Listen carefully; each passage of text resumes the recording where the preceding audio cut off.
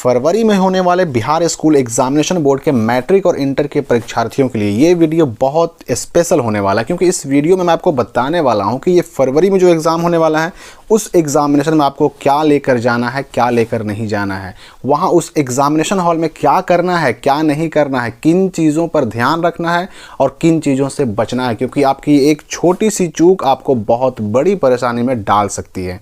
तो इस वीडियो में बताई गई एक एक बात को, एक एक निर्देश को, इंस्ट्रक्शन को आपको बहुत ध्यान से समझना है और उसको फॉलो करने का प्रयास करना है, क्योंकि जो एडमिट कार्ड जारी हुआ है मैट्रिक और इंटर परीक्षा 2023 के लिए, उस एडमिट कार्ड में ही पूरा गाइडलाइन यानी कि क्या करना है, क्या नहीं करना है, क्या लेके जाना है, क्या लेके नहीं जाना है एग्जाम में, सब कुछ स्पष्ट कर दिया गया है। तो इसको हम बहुत विस्तार से समझने वाले हैं और आपको भी बहुत अच्छे से इस बात को समझना है। तो ये निर्देश जो एडमिट कार्ड में दिया गया, इसको पहले आप देख लीजिए। सबसे पहली बात जो कही जा रही है कि यह एडमिट कार्ड केवल सेंटअप स्टूडेंट के लिए ही वैलिड है। चलिए, ये तो आपके बहुत काम का नहीं हुआ, क्योंकि अगर आपको एडमिट कार्ड मिल गया मतलब आपको एग्ज़ाम देना ही देना है, उसमें आपको कोई रोक नहीं सकता है। तीसरा पॉइंट यहाँ पर ध्यान दीजिएगा कि जो फर्स्ट पाली में जिनका एग्जामिनेशन होगा उनको 9:30 बजे से 10 मिनट पहले यानी कि 9:20 तक एनी हाउ सेंटर के अंदर प्रवेश कर जाना है। और अगर सेकेंड सिटिंग में किसी को एग्ज़ाम देना है तो 1:45 से एग्ज़ाम शुरू होने वाला है, लेकिन आपको उसके 10 मिनट पहले यानी 1:35 तक ही अपने सेंटर के अंदर एंटर कर जाना है, घुस जाना है, वहाँ पर प्रवेश कर लेना है। क्योंकि अगर आप 1:35 से, अगर सेकेंड सिटिंग वाले हैं तो 1:35 के बाद आप वहां पर अंदर नहीं जा सकते, और अगर फर्स्ट सिटिंग वाले हैं तो 9:20 के बाद अंदर नहीं जा सकते। ये रूल स्पष्ट कर दिया गया है, सेंटर वाले आपको अंदर नहीं जाने देंगे।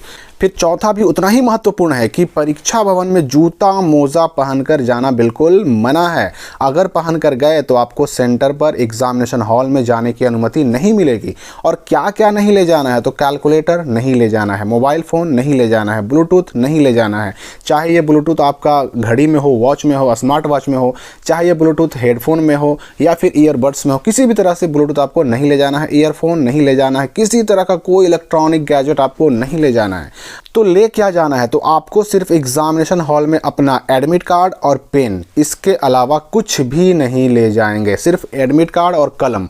अब कलम आप 2-3 जरूर लेके जाएं, ये तो मैंने पहले ही बताया था आपको, लेकिन पेन और एडमिट कार्ड के अलावा आपको हॉल में, एग्जामिनेशन हॉल में कुछ भी नहीं लेके जाना है। फिर देखिए 5वां पॉइंट में है कि जब एग्ज़ाम देने आप जाएंगे तो आपको एक OMR मिलेगा, एक आपको कॉपी यानी कि आंसर शीट, उत्तर पुस्तिका मिलेगी, जिस पे आपका सब कुछ पहले से छपा हुआ रहेगा।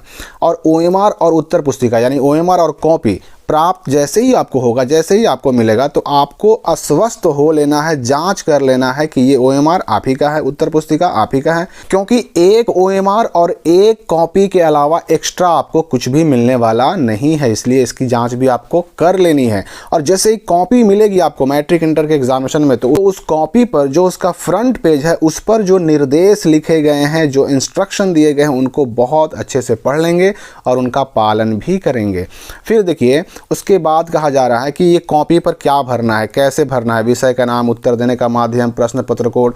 तो ये इसके लिए मैंने ऑलरेडी वीडियो बनाकर रखा है और वीडियो इसके लिए एक सेपरेट बन करके आएगा भी कि कॉपी के फ्रंट पेज पर क्या क्या भरना रहता है, कैसे भरना रहता है, उसके लिए अलग से हम बात करेंगे। फिलहाल हमें बात करनी है कि क्या करें, क्या ना करें, क्या लेके जाएं, क्या ना लेके जाएं। तो क्या लेकर जाने वाला और क्या नहीं लेकर जाने वाला मसला सॉल्व हो गया है। 8वां में देखिए कि उत्तर पुस्तिका यानी जो आपको कॉपी मिलेगी उसका जो पेज है उसको मोड़ेंगे नहीं, फाड़ेंगे नहीं और बीच बीच में खाली नहीं छोड़ेंगे।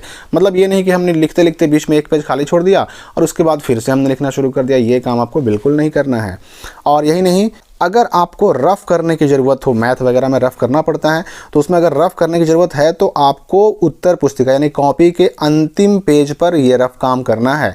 लेकिन जैसे ही आपकी परीक्षा ख़त्म हो जाएगी आपको उस रफ़ कार्य को कट क्रॉस कर देना, यानी एक बार ऐसे क्रॉस कर देना है, जो आपने रफ़ किया उसको, आपने जो आंसर लिखा उसको नहीं। तो ये काम आपको लास्ट पेज पे करना है।